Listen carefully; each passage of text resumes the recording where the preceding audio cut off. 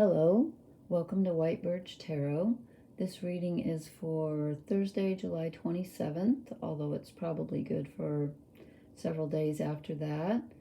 I'm going to start off with a quote. This is from Helen Keller. I think she was awesome, if you know anything about her. She was born blind and deaf, and she couldn't speak, and she became this amazing teacher and just, such an inspiration to people. It's just a brilliant woman. Anyway, she said, "No pessimist ever discovered the secret of the stars or sailed to an uncharted land." It should be uncharted, I think. Someone's mistyped that. Let me start over. "No pessimist ever discovered the secret of the stars or sailed to an uncharted land or opened a new doorway for the human spirit." Ain't that the truth? So, I just printed out another horoscope because there's so much going on in the sky right now. So before I hold it up, I just tell you that, remember last time I was talking about, well, I'll hold it up now. I was talking about the finger of God, which is also called a yod, where two planets, we have Pluto at the bottom and Neptune at the bottom. They're 60 degrees away from each other, which means they're 150 degrees away from these two planets. Last time it was Venus alone they were pointing at, called the finger of God, pointing right at her. And now Mercury is conjunct. They're only 1 degree apart, I think, Mercury and Venus. So now these two planets are pointing the finger of God at Mercury, which rules our thinking and communication and messages, and Venus, which rules our heart and our relationships with others. So I thought this was really interesting that that these planets are together now and they're being focused on. It's almost like a spotlight's being shown on them from the god of the underworld, and Neptune is the god of the sea. He also rules the subconscious. They rule the subconscious in different ways. Pluto is like the underworld, so like death, those that have passed over, our deepest, darkest secrets. And Neptune is the ocean, which is more like the collective unconscious. It's where we all came from, the ocean. It's that level that we can tap into that makes us feel that we're all one, and we are, with everything. So they're a little bit different, but they both have very subconscious energy. So they're pointing to now our heart has been joined by our mind. So now it's time to get some thought activity. Before we were asked to think about what's really true in our hearts and what do we desire in our hearts, what's important to us. And this is in the sign of Leo, which rules our self, our creative self, and our romantic self, and children, and play. It's ruled by the sun, which is the self. So it's very much about who you are and what you want to. It's different from Aries. Aries is also who you are, but Aries is like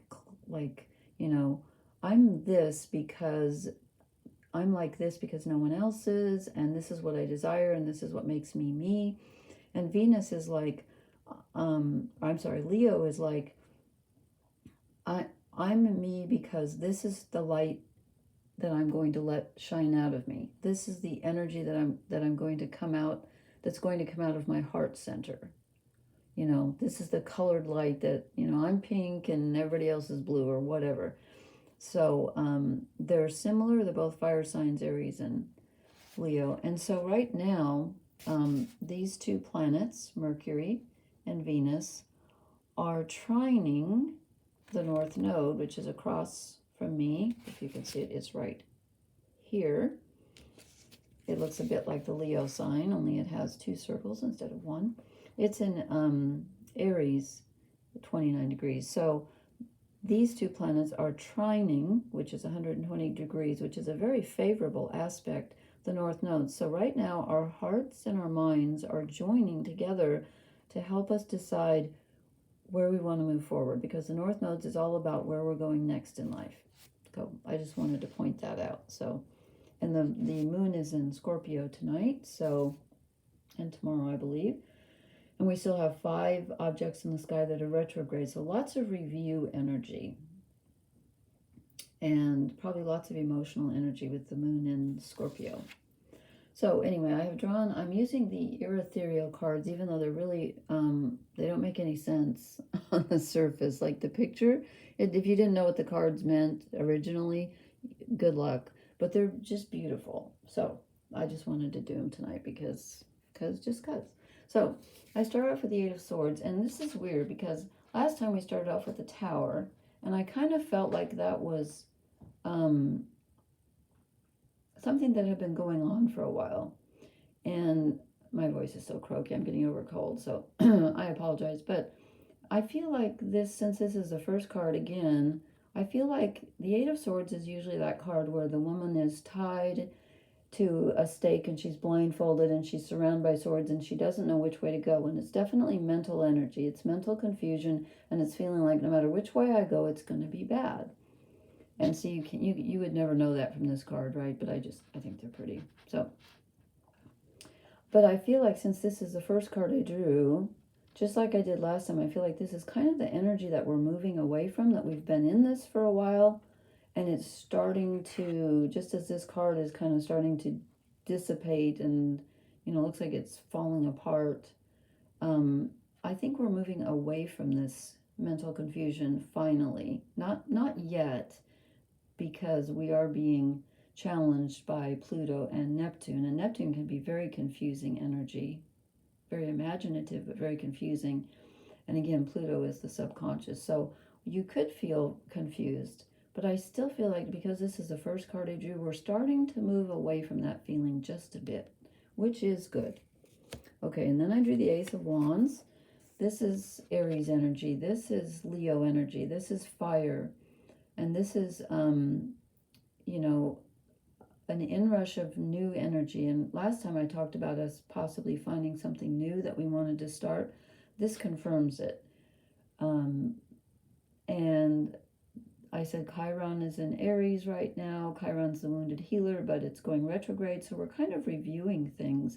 But I think we're starting to build a plan, or at least to understand what it is that we desire. I think our desires are finally starting to coalesce into, an actual feeling desire that we can tap into and understand, I think. Because now we're starting to get into some earth. I drew the 10 of Pentacles, and this is, I love this card. I think it's gorgeous. This is usually appreciating what you have and feeling stable and secure on a material level. So it could be money coming in, it could be, a job, it could be a home, it could be anything that feels really solid. Finally, you're not feeling quite so, even though we got the 8 of Swords, which is uncertain mental energy, I feel like we're moving out of that and into this, which is more of a feeling of, yes, I think I know where I'm going. I have finally manifested one thing. I'm starting to move forward, because 10s are the end of the, this cycle. They go from 1 to 10, from Ace to 10. And this is usually kind of a feeling of stability. And it can also be an ending, because 10s are the end of the cycle, and then we start all over with the Ace. So we have the 10 of Pentacles. So it could also mean a change, like, okay, I've achieved something on the material level. Now, enjoy it for a while, because the next card I drew is the 9 of Pentacles, where we are enjoying what we have.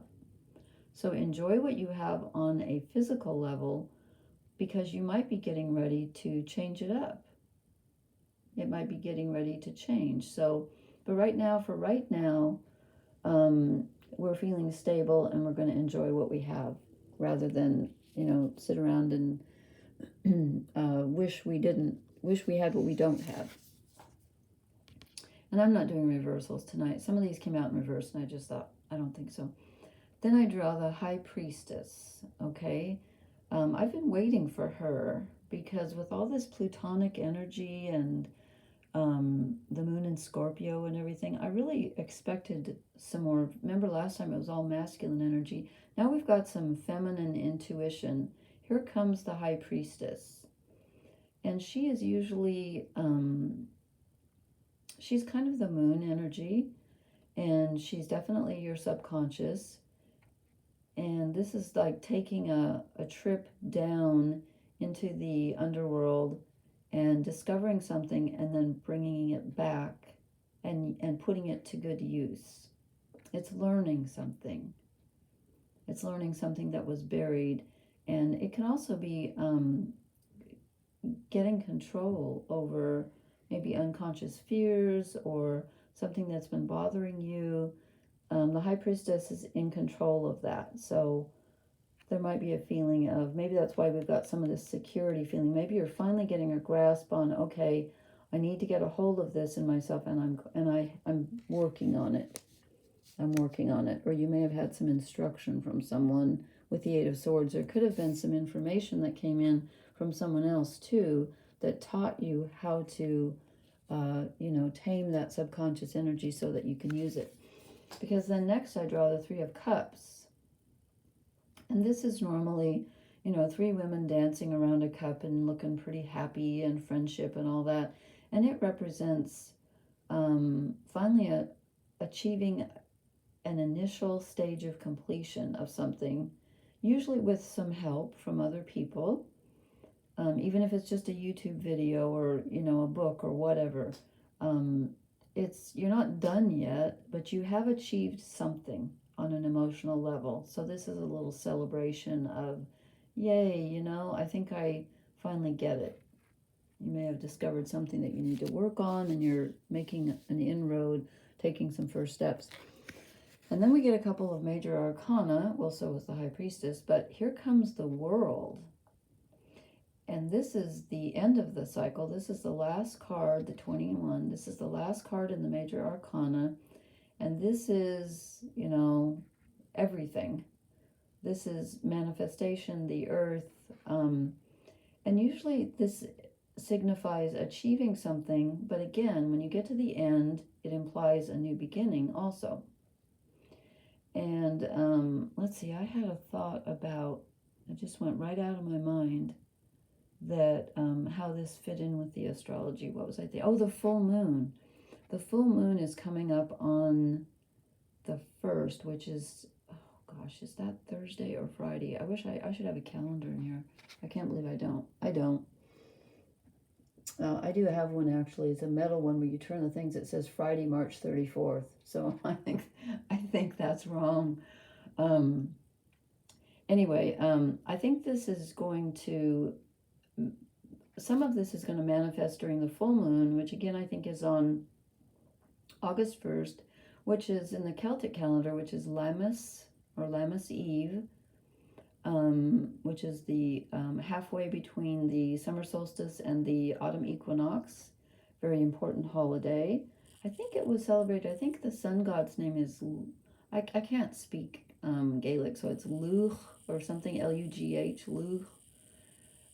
Very important holiday regarding the sun.